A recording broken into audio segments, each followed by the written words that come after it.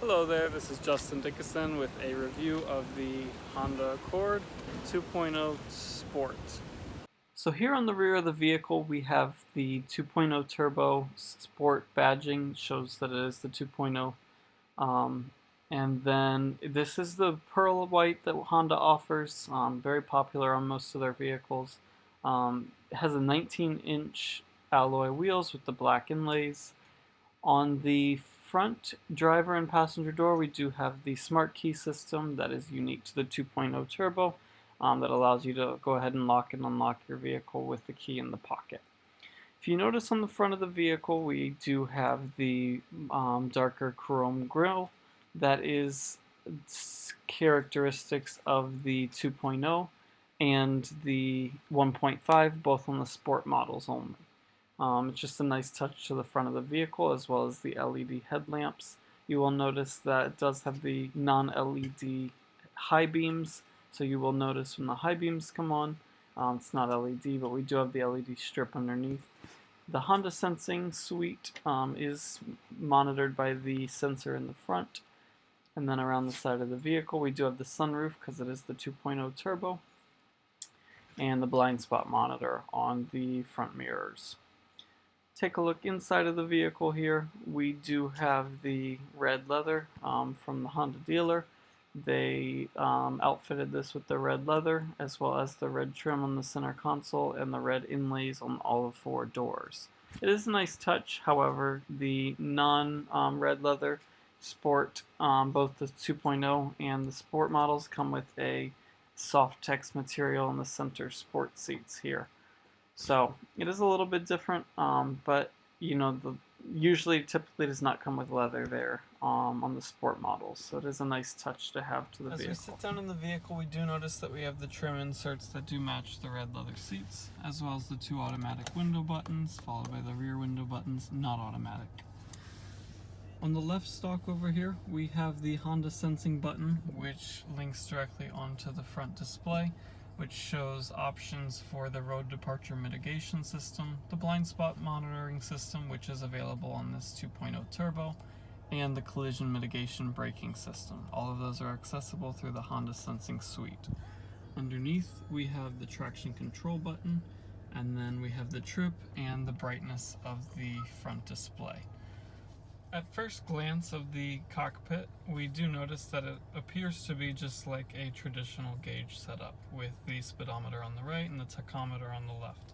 However, the left tachometer is also a digital feature, so if we click the home button located right here on the steering wheel, it will pull up all of our different options of what we can access in the middle, with the range and fuel, speed and time, the timer of the vehicle, current audio, the phone, traffic sign integration, which regardless of which screen you are on, the traffic sign will also display right here in the middle. Driving support, it shows when you do have a vehicle in front of you, it'll let you know approximately how many yards the vehicle away is in front of you. Driver attention for those long road trips, current maintenance, your safety support suite showing currently that all of the features are enabled, navigation. Now in this vehicle we do not have the built-in Honda navigation, however we do have the CarPlay system.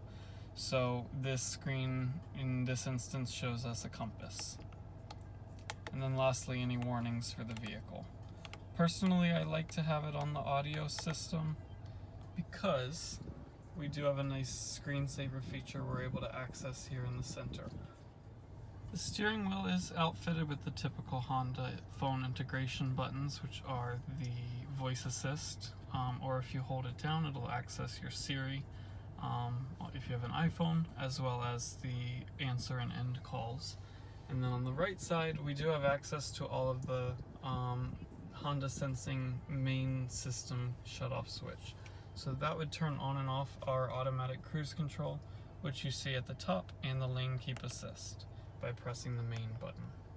Also, once you get in the vehicle and you're ready to go, if you press the button with the steering wheel, that will go ahead and activate your lane mitigation. That keeps you inside of the lane with light feedback from the steering wheel. To the left of that button, we do have the distance control. That controls how far ahead of you, when it comes to the automatic cruise control, you'd like to keep the vehicle.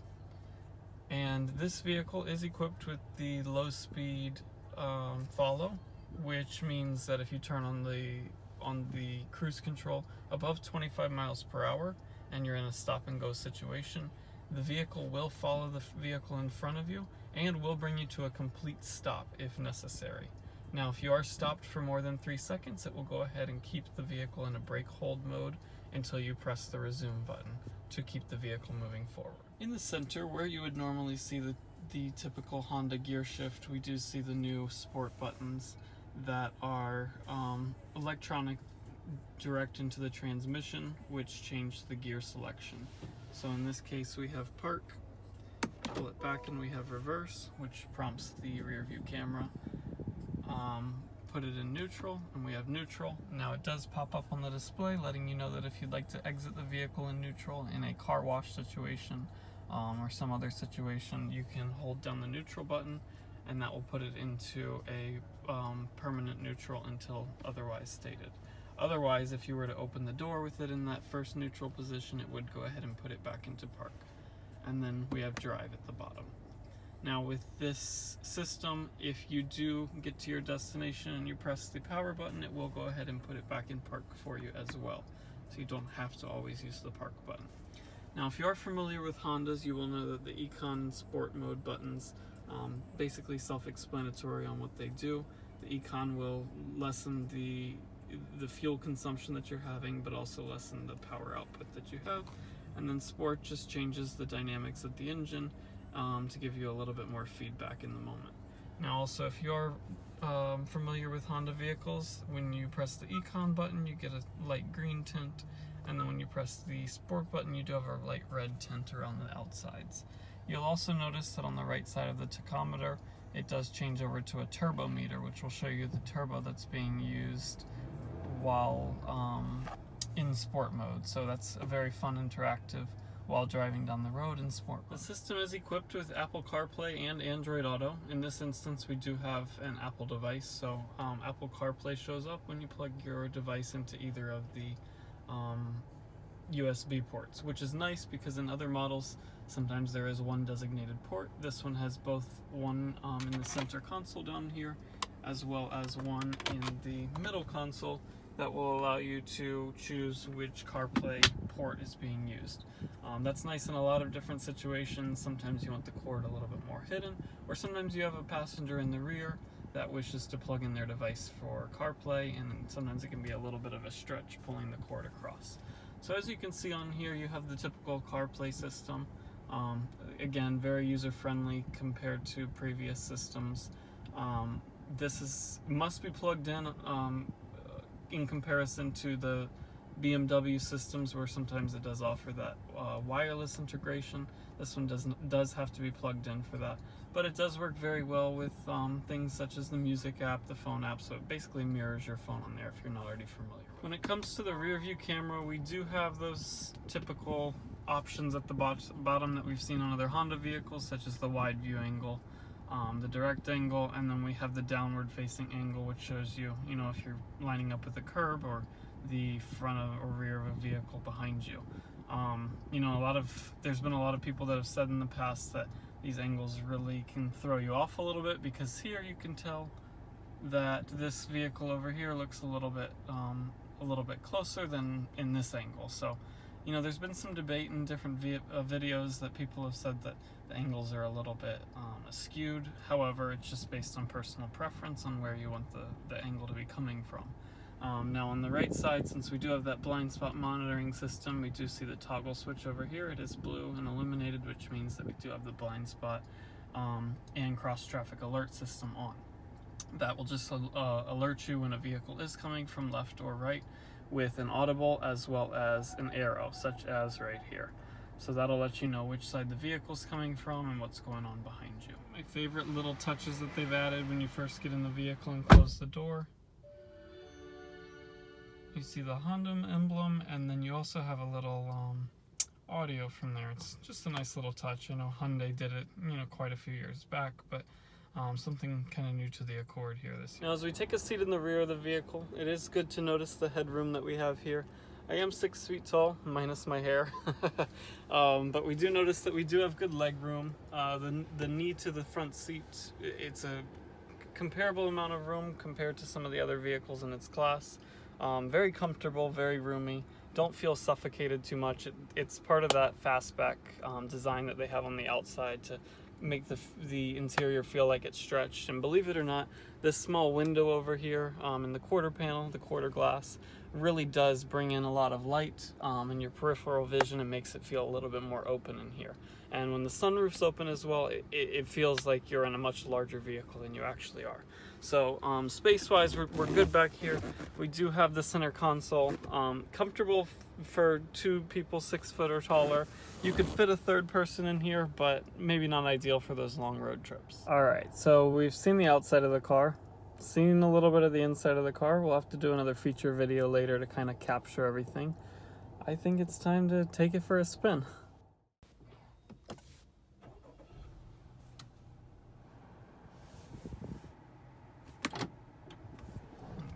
Let's go.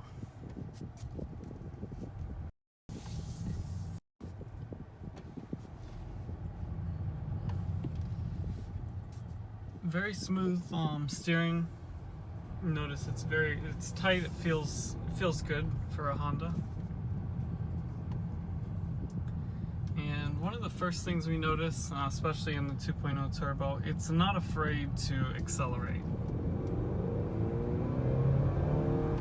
So compared to some of the other models, especially with the 1.5, it doesn't feel sluggish.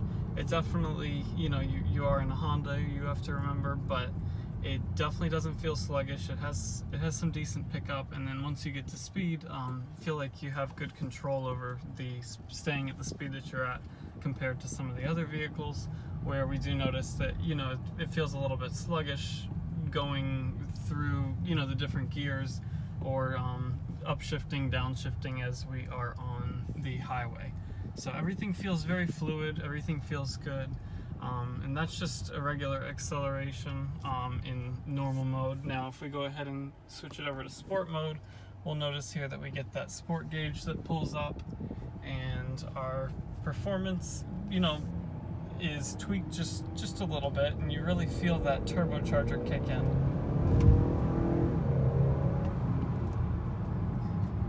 So that's a first drive for us. Just a little bit of a taste of what it's like driving this vehicle.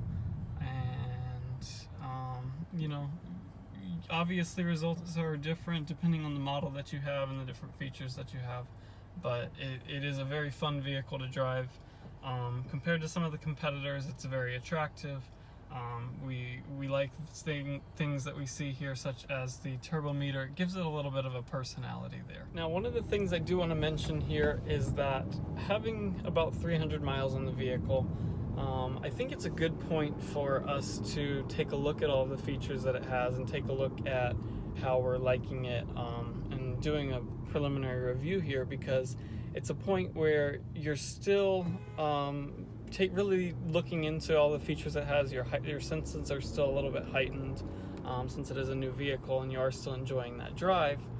But at the same time, you have gotten a feel for it for a little bit, so you're able to really think about what you like and dislike about the vehicle. And don't get me wrong, there are a couple of things that the vehicle doesn't necessarily offer that some others would. And there are a couple of things, that you give and take in the new vehicle process, and I'll talk about that a little bit later in a further video. But in terms of right now, when I look at this vehicle, I look that I have 300 miles on it now, and I've been driving it around town for the past 2 weeks. I look at it and I ask myself, would I purchase this vehicle again as of right now? And the answer is yes. I do feel like I made a good choice. I test drove a lot of vehicles to get here. I looked at the Toyota Camry, I looked at the Nissan Altima, I looked at the Toyota Avalon, I even looked a little bit larger a vehicle, I looked at the Honda CR-V, But for the money and for what you get and the type of vehicle, the sportiness, all the different features that it offers, I feel like it is worth the money. Now, when it comes to the trim levels, as I mentioned, this is a Sport 2.0 Turbo. I took a look at all of the different trim levels, starting from the LX all the way up to the Touring 2.0. And one thing that I did notice, the 1.5, it does have a CVT transmission. However, it is very smooth because of that CVT. You don't feel anything shifting. Not that it's incredible, shifting gears in this vehicle, the 2.0 Turbo, but you don't necessarily feel everything that you would in this vehicle. In the 1.5, it's a very fluid motion. Everything is very smooth, downshifting. Going from a stop to 60 miles per hour, then back to a stop, everything is very smooth. However, you do kind of lack that power, that extra oomph that you get with this 2.0 Turbo. And then when it comes to the trim levels, the reason I chose the Sport, and there's a couple of them, the LX, you do feel like you're in a pretty basic vehicle. The EX and the EXL, compared to the Sport, don't feel like all that much of an upgrade. Yes, the EXL does come standard with the Honda pointed leather, and that's a very nice feature to have. However, for the money and for comparison, when you look at the features that the Sport has, such as the 19-inch rims, when you look at some of the Sport appointed features, such as the rear spoiler, when you look at all of the different things like the darker grille that the Sport offers, it really, it comes into a matter of comfort versus appearance in a way. The Sport is heavy on appearance. It's a head turner for sure. Especially the major thing that I notice and that I hear people say is how much they love the 19-inch, the wheels and rims. That's, and I think that's one of the iconic pieces here with this vehicle that we've noticed. It's something that, people are really drawn to. And when we move up to the touring models, it does still have the larger rims. However, we lose the black inlay aspect, the gloss black in the center. And it kind of takes out a bit of sportiness. And I know the touring, they're not really going for sporty. They're going more for a highline option. However, when you put the two side by side, looks wise, personal preference, but this one looks a bit more attractive, and it looks like something that is fun to drive.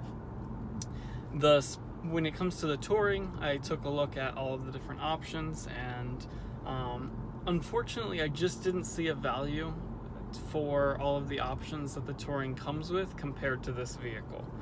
The touring, it's a beautiful design with the heads-up display, with the integrated wireless charging in the center. All of those options are very nice, but it came to a point of asking myself, is all of this really worth what they're asking for the touring?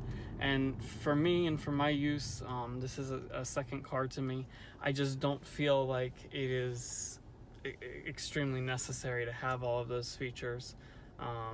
And I am coming, my vehicle before this was a 2018 Audi A4. I was just looking to downsize a little bit since it is a second car.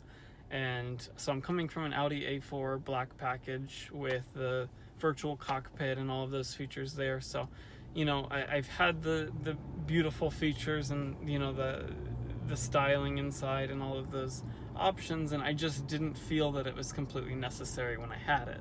So it makes me think that when it comes to the Honda Accord, I just didn't feel that the touring model was necessary. What I did feel was necessary, however, was the 2.0 Turbo.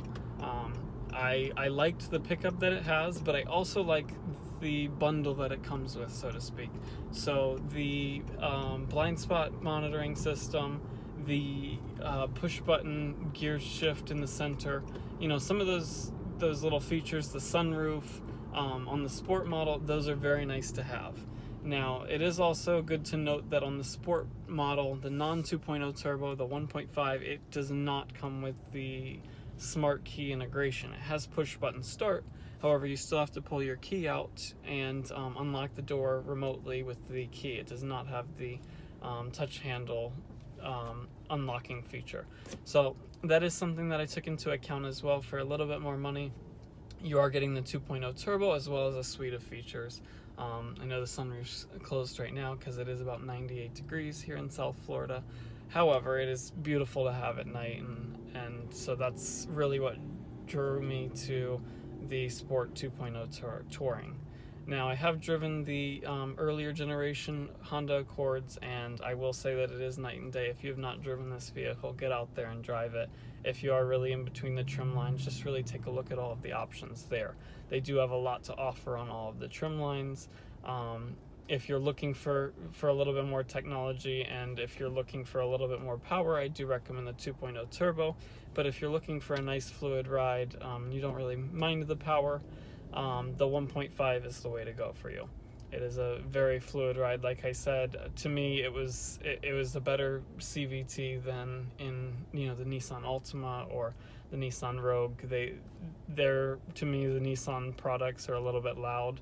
When you're accelerating to get on the highway or to pass traffic, they're a little bit louder from the engine compartment. So compared to that, the Honda Accord CVT, it feels like it's really built for this vehicle and this vehicle only. It feels like it's meant to go in this vehicle, and doesn't feel like they've just plopped any transmission or engine into the vehicle, and it's having to proportionately adjust.